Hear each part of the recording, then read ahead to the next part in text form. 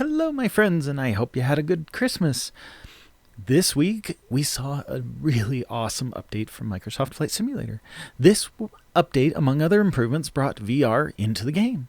And in my excitement, I really did try right away to get my VR headset set up. I have currently an Oculus Quest. But due to a small minor defect in the controllers, both my controllers got sent back to Oculus at roughly the same time, and so I currently have no controllers for my Oculus Quest.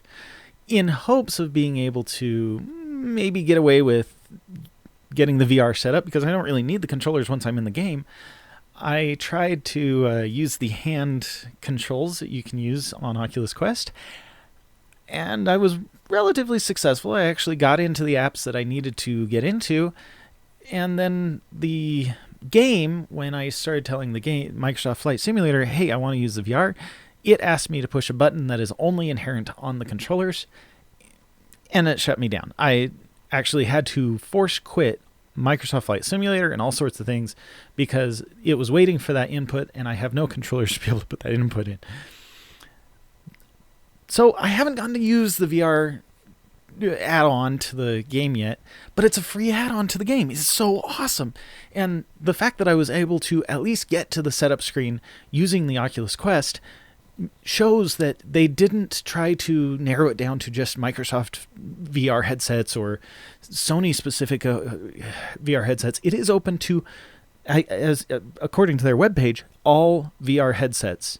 So if you can connect it to a computer and it connects successfully through games, in theory, you should be able to see and play in Microsoft Flight Simulator with very little loss.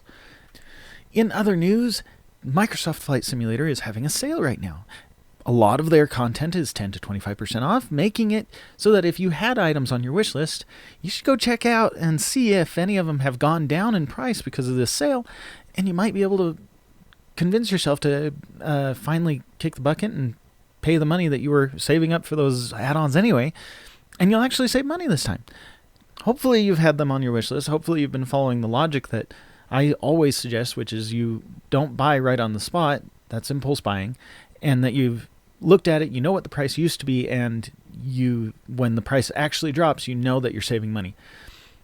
Either way, that's what you're seeing right now. What I'm flying through is London, the improved London landscape. I decided to buy it because it was on my wish list. I'd already saved up the money for it.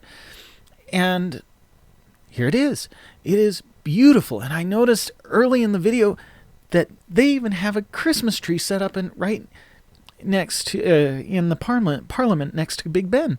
I was like, really? That's cool. And I had somebody fly past me.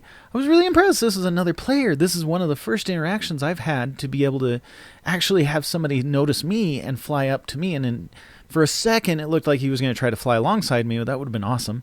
But he decided to just zip onward, and that's all right. He has places to go. Microsoft Flight Simulator continues to try to increase the look and realism of the game.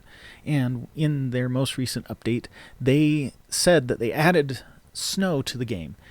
And so what I did was I went over to the western coast above Washington, in some of those islands on the west coast of Canada, and at first I was just trying to find snow. So that, according to the weather that day, it looked like there should be snow in this area. I had to force the weather to go to snow, and I was trying to see if the snowfall was realistic. And while it took me a moment to realize that the snow is actually harder to see when you're flying, but also I must have had the settings wrong, because once I landed and I was able to look at the settings without trying to fly and look at the settings, I was able to get the snow to show up, and I'll show that in just a second. But before we get there, look, this is technically a sunrise. This sunrise is awesome. The game just leaves me in awe at how awesome some of these views are. And even though I've never had the opportunity to fly in this area, I suspect that I'm looking basically at real world sensation, and that there is quite likely a high chance of actually seeing a sunrise like this in this area one day in my future. It's just fascinating. And I mean, in real life, of course. But let me get cut to the snowfall. It's really cool. I just had to show off this landing. This would be intimidating to me, to land on a runway that you can't really see, and all you have is the lights as guide markers. This was cool. But again, I chose to override the weather controls. This is not real world weather. This is actual direct simulated snow setting in the weather conditions. But let's take a look at this. Once I got stopped, I was able to take a look at the settings, and I set it to snow again, and it actually did show off snow. And we'll pan around the aircraft a little bit. I chose a Christmassy color for the plane. This was a red and green and white kind of color aircraft that I had available to me. And it's cool to see how the game adapts with the ground. The ground just suddenly... So this is less thickness on the ground, but you can see the snowfall coming down. It's so cool. So I turned on my lights to see if you could see the snow fall through the pathway of the light, and I think you can. So I kudos to that. It gave a good change to the game. Now, like before, this wouldn't actually show any snowfall. It was more like a rain. If you switch over to the rain, it's definitely different. You can tell that it's changed. So I like it a lot. Before I let you go, I want to express that this game definitely still has its bugs. While I was flying around London, I found just another monolith that I'd never seen before, and this one was pretty interesting. I took a look at it, and I'll do a little bit of a speed lapse for you. This thing just stuck straight up into the clouds, and I thought for a second that it was some simulation of like a space elevator or something like that, because it shot into the clouds and it looked like it never ended. It turns out that, again, this is a glitch where somebody had accidentally put in an extra zero or two extra zeros, I don't know.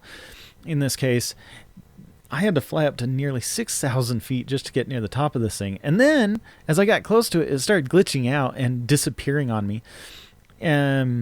But as I decided to fly around it and I flew down lower, I suddenly realized, oh, there's supposed to be ground here, and it was really interesting to see this monolith. It's just a reminder that the devs are trying as hard as they can, but there's only so much you can do, and there's a huge planet that we are working with to try to... that those devs are trying to get all the data in and trying to get it correct. And if somebody accidentally put their house as being at 60 or 6,000 feet or 60,000 feet, the game, pulling from the information it has, is only going to do the best it can. And that's all I got for you guys. I hope you had a wonderful Christmas. I'm glad that you like it, and we'll see you next week, which is next year. Bye-bye.